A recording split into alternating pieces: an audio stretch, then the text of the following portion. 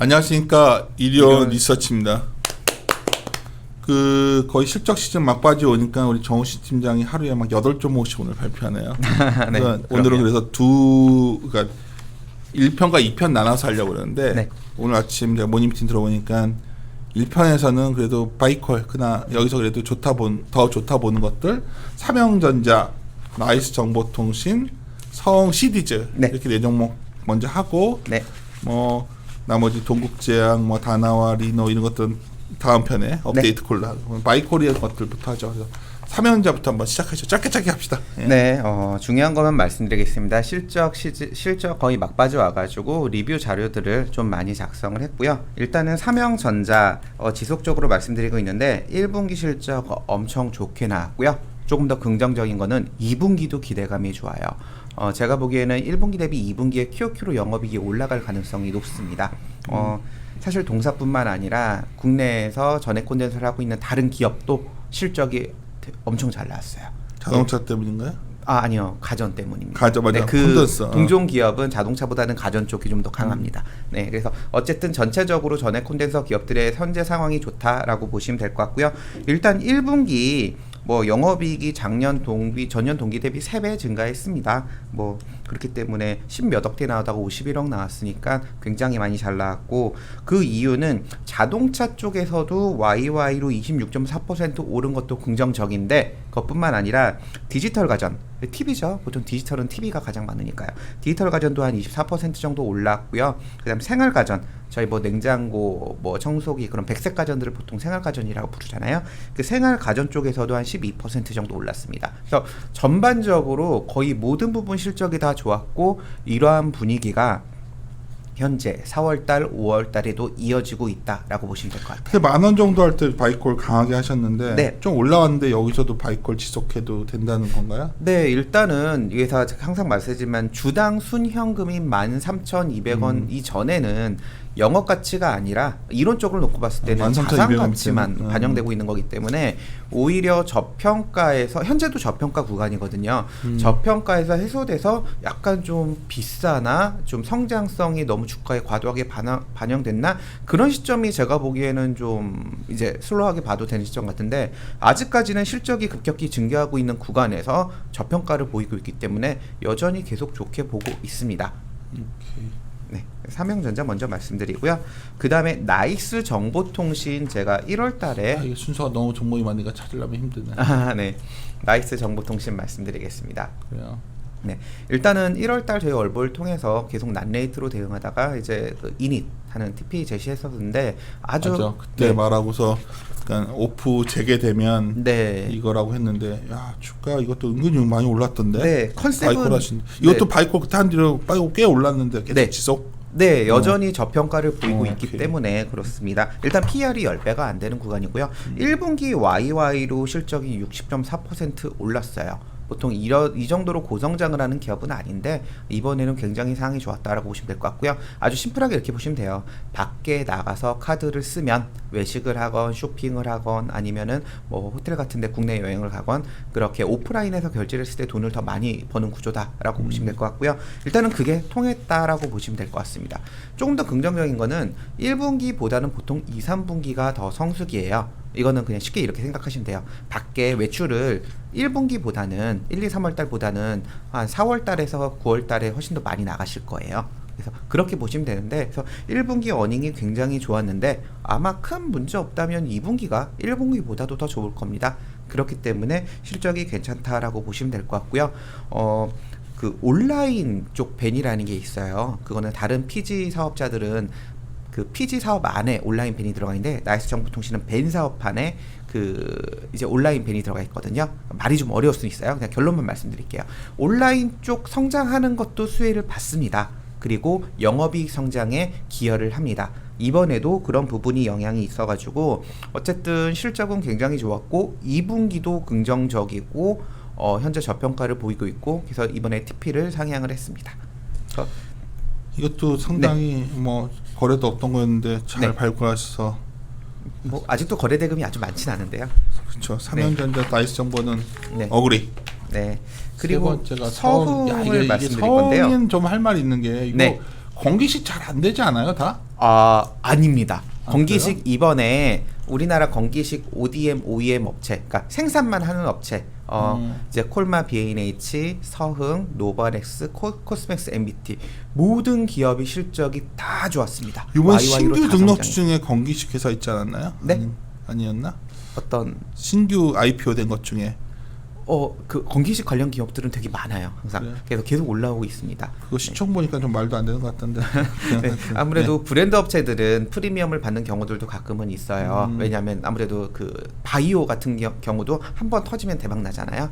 그렇듯이 그런 경우들이 있는데 일단은 ODM, OEM 업체는 말 그대로 지금까지 제가 말씀드린 4개 기업은 아마 이름을 많이 안 들어보셨을 거예요. 개인 투자분들은. 왜냐하면 건강식품을 살 때 그 브랜드로 나가는 게 아니라 이 기업들은 4개 기업들은 생산만 합니다. 그리고 나서 이게 저희가 먹을 때 보면 제조원 그렇게 써 있어요. 근데 일단은 4개 기업이 다 좋았고 서흥도 역시 좋았습니다. 근데 연초에 관심이 많이 없었던 이유가 뭐냐면 아주 심플한데요. 작년에 건강기능식품 기업들 실적이 다 어마어마하게 좋았으니까 올해는 안 좋을 거다라고 보는 거죠. 뭐냐면 그쵸. 나는 코로나 때문에 다들 많이 사 네. 먹었는데 더 네. 사 먹겠나 뭐 이런. 네, 그렇죠. 그런 얘기 저도 되게 많이 들었는데 건강기능식품이 코로나 이전에도 계속 성장을 했었어요. 2015년에 백소 사태 터졌을 때 그때만 잠깐 슬로우했던 거지 매년 한 10에서 한 10% 중반대 정도 계속 성장을 했었거든요. 그래서 작년 같은 경우 이제 ODM, OEM 업체 기준으로 30% 초반대 성장률이 나왔습니다. 그러니까 평소 때보다 2배 이상 성장을 했던 거죠. 그래서 성장률이 둔화될 거다라고 봤는데 뚜껑을 열어보니까 그때만큼의 성장률은 안 나오겠죠. 당연히 작년에 급격히 증가했으니까 그래도 10% 이상의 성장률은 나옵니다. 서훈 같은 경우도 이번에 건강기능식품 쪽 성장률은 YY로 23% 성장했어요. 되게 잘 나오고 있고 2분기 역시도 상황이 좋습니다. 그래서 결과적으로는 건강식품 ODM, OEM 업체로서 성장이 계속 진행되고 있다라고 이거 첫 번째 보시면 될 것 같고요. 두 번째, 서흥이 건강기능식품만 하는 게 아니라 하드캡슐, 공캡슐이라고 부르죠. 그 안에 가루가 들어가 있는 거. 그거 국내 독점적으로 생산하고 있고요. 해외도 많이 수출하고 있는데 상황이 굉장히 좋습니다. 이유가 뭐냐면 글로벌 경쟁 기업들이 뭐 인도나 유럽에 생산 공장을 많이 두고 있어요. 그러면 감 잡으셨겠지만 아무래도 코로나 터지면서 서흥 같은 경우는 국내 오송과 베트남에 공장이 있거든요. 상대적으로 수혜를 많이 받았죠. 인도에 있는 애들은 머리 아프겠네요. 좀 그럴 수도 있을 것 같아요. 그래서 사실 오. 상대적으로 수혜를 많이 받고 있어요. 근데 올해 제가 그렇구나. 서흥을 좋게 보는 이유가 뭐냐면 작년에 2019년 3분기 때 캐파 증설을 많이 하고 나서 그 뒤에 코로나가 터진 거거든요. 그 뒤에 물량들이 주문이 되게 많이 왔는데 서흥 같은 경우는 중장기적인 관점에서 프로모션을 했어요. 왜냐면 고객사들을 단기적인 방향으로 한번 주문 주는 게 아니라 중장기 계약을 맺자라고 하면서 프로모션을 해가지고 오히려 작년에는 하드캡슐 쪽 생산 수량이 어마어마하게 늘었음에도 불구하고 10% 정도 늘었습니다. 그랬음에도 불구하고 이제 성장은 없었어요. 왜냐면 프로모션으로 인한 단가 하락이 있었습니다. 올해는 생산 수량 올라간 건 그대로 가는 거고요. 그 다음에 프로모션 기간은 끝났기 때문에 ASP가 올라갈 거예요. 그래서 건강기능식품은 꾸준히 좋은데 하드캡슐 쪽이 작년에 생각 외로 성장을 안 했던 거에 비해서 올해는 성장을 많이 할 겁니다.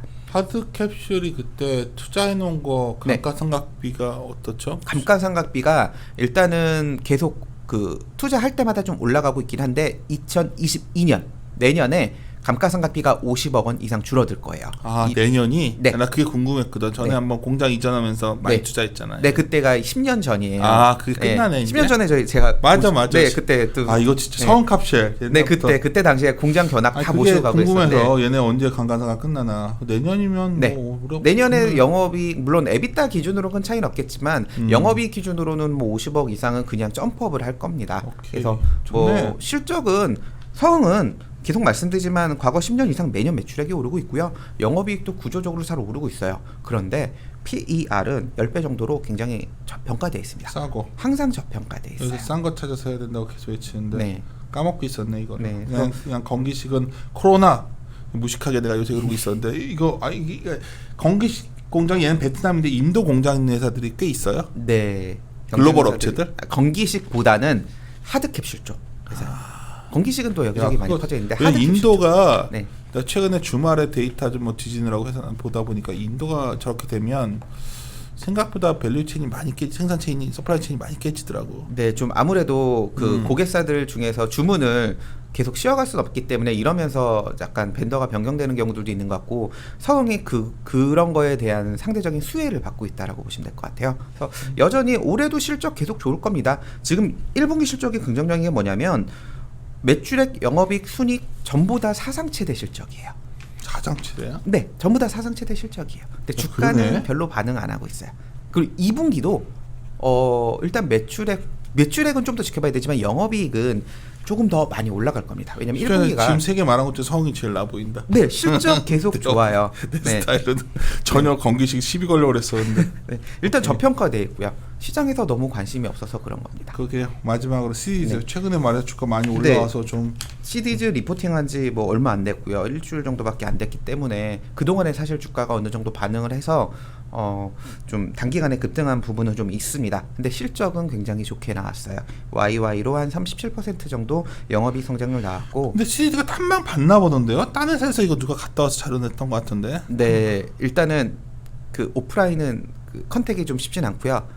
아, 컨콜로는 좀 컨콜? 그래도 아. 예전보다는 대응을 어느 정도 해주는 것 같습니다. 네, 일단은 상황은 좋아요. 그리고 시리즈만 보는 게 아니라 온라인 가구 통계청 자료에 보면은 자료 나오니까 온라인 가구에 대해서 그 매년 그 성장한다라고 놓고 봤을 때는 의자가 아무래도 그 온라인 가구 중에서는 제일 품목이 좋겠죠. 그래서 계속 성장할 수 있는 그림이고 가장 중요한 건 온라인에 대한 수익성이 오프라인보다 더 좋지 않겠어요? 그렇기 때문에 영업이익률이 개선된다라고 보시면 될 것 같아요. 그리고 하나 더 체크하셔야 되는데 뭐 아직은 굉장히 미미하지만 결국은 시리즈가 더 많이 성장하기 위해서는 국내라는 시장보다는 해외로 진출이 잘 돼야 됩니다. 그래서 제가 그 북미 지역 쪽 수출을 계속 팔로우하고 있는데 일단 이번 1분기 때도 31.4% 올랐어요. 이 부분이 아무래도 아마존을 통한 그 아무래도 수출 증가에 상당히 연동이 되어 있습니다. 모든 금액이 다 맞진 않지만 그래도 성장에 대한 그림은 그쪽에 맞아 떨어지기 때문에 지속적으로 성장하고 있다라고 보시면 될 것 같아요. 그래서 CDD 역시도 굉장히 좋게 보고 있고요. 최근에 주가가 좀 꽤 많이 올라가지고 이제 8배대 PER로 갔습니다. 싸네 그래도. 네, 아직도 저평가를 보이고 있고요. 재무 구조도 좋고 그렇기 때문에 좀 지속적인 관심을 좀 가져볼 만한 것 같습니다. 오늘 시작 전에는 내가 딱 제일 오늘 강조하고 싶었던 게 나이스 정보통신이었는데 네. 이거는 보다 난 서홍이 갑자기 확 땡기는. 네, 성이 저평가돼 있고 최근에 주가가 많이 안 올라서 그래서 그렇습니다. 삼성전자, 나이스 정보통신, 서홍 시리즈 이 네. 종목 먼저 우리가 오늘 바이콜했던 네 종목으로 마무리 네, 짓도록 그렇습니다. 하겠습니다. 실적이 생각보다 잘 나오거나 뭐 기대치가 원래 높았는데 잘 부합했던 거고요. 그리고 2분기 상황도 긍정적으로 기대되는 기업들. 알겠습니다. 여기서 마무리 짓고 우리 자 이따 다시 네 종목 하겠습니다. 예. 네. 함께 고민하시죠.